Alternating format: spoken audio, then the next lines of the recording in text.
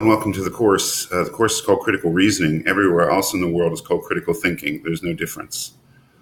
The course will be taught the same.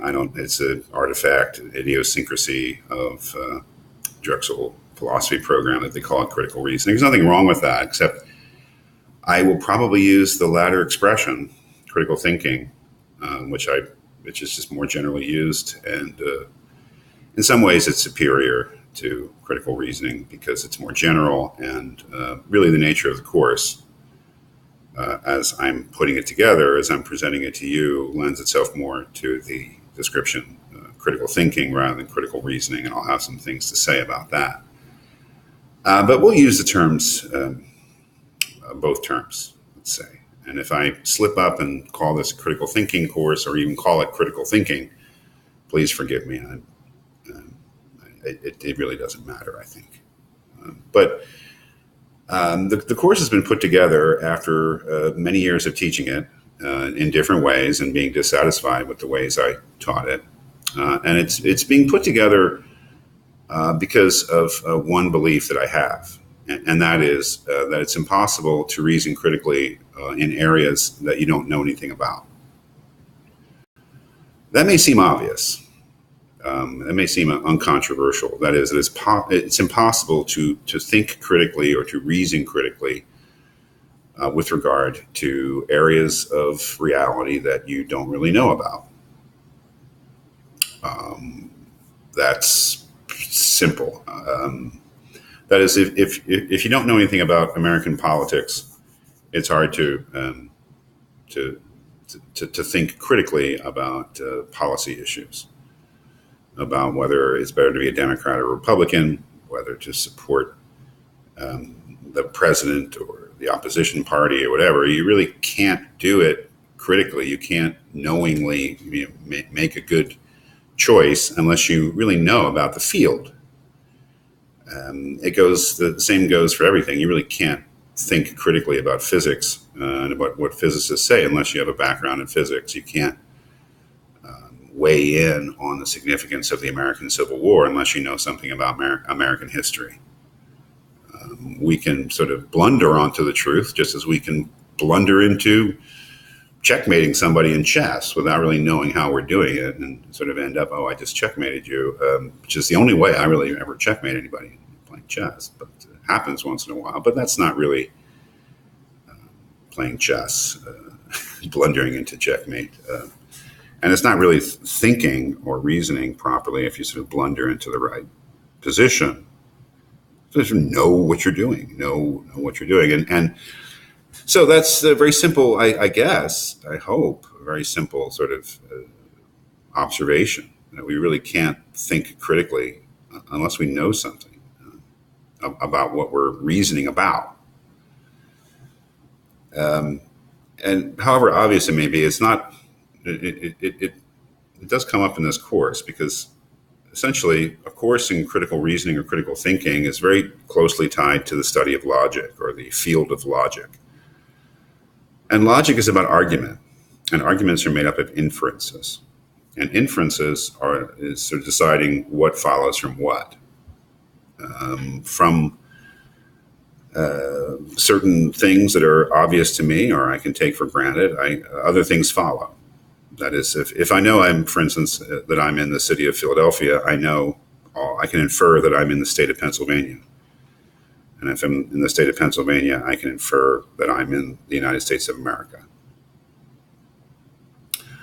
And I can infer also, if I know I'm in the United States of America, I know I'm not in continental Europe or Asia.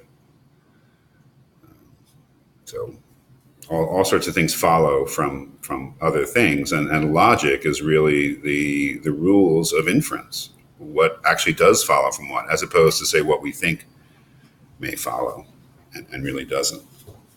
So logic is about arguments, about making inferences, about what follows from what. It's about validity.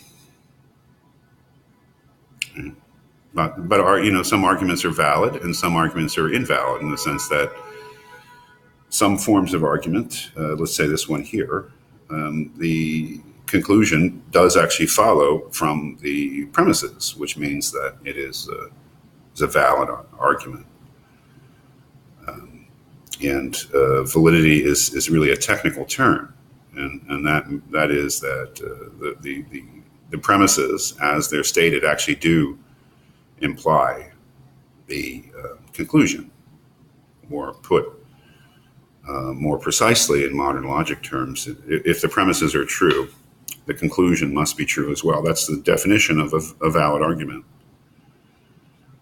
Then we have this other word. Let me put something in here.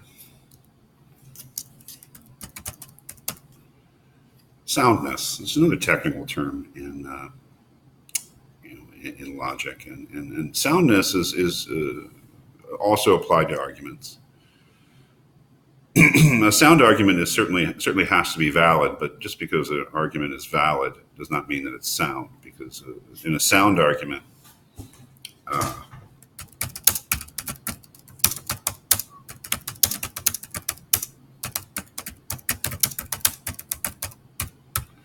premises are true and the reasoning is valid.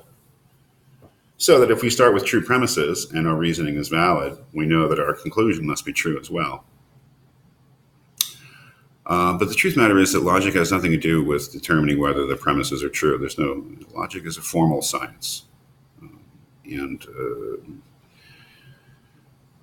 it has, it can't weigh in on the truth of the premises, because how we determine whether premises are true, for instance, premises of this conclusion, or this syllogism here, is completely undefined. There's no method for finding out whether it's true that all men are mortal, or even that Socrates is a man.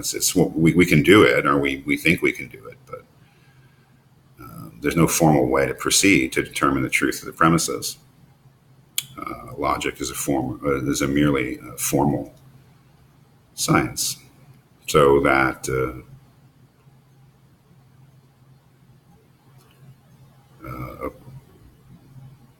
a syllogism like this, all dogs have wings, Benny is a dog, therefore Benny has wings, is perfectly valid. We recognize intuitively, just in a common sense way, that the premises are not true, but we're not given any method for determining that. And it is a perfectly valid yet unsound argument, because the reasoning is valid. If the premises were true, the conclusion would also have to be true, but we know that the premises are not true. So logic can show you what follows from what, but it can't actually really determine what conclusions are actually true. It can just determine what conclusions actually follow from what premises. And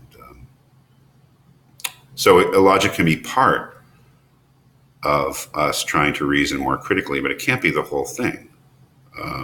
Because, well, if I'm right in the beginning, that to reason critically is what we have to be in a position to do, is to have some knowledge of the field about which we're reasoning. If we know nothing about dogs, we can't really determine whether they have wings. That argument is valid, but we don't know if it's sound if we don't know anything about dogs. We can come up with all sorts of arguments in politics, morality, science, all the fields, all the areas of human thinking, things that human beings think about. Come up with all sorts of valid arguments, but really, problem is we don't know if the premises are true. So logic puts truth aside for the purposes of what it does, which is perfectly okay. But what it does is try to come up with the rules of inference, the rules of valid argumentation, but not sound argumentation. And without so what it puts aside is truth. And putting aside truth is fun, because for the purposes of what logic does. But the idea of this course is that we're interested in becoming better reasoners, or better thinkers, more critical thinkers, and that for the purposes of that, we cannot put questions of truth aside. We actually have to think about them.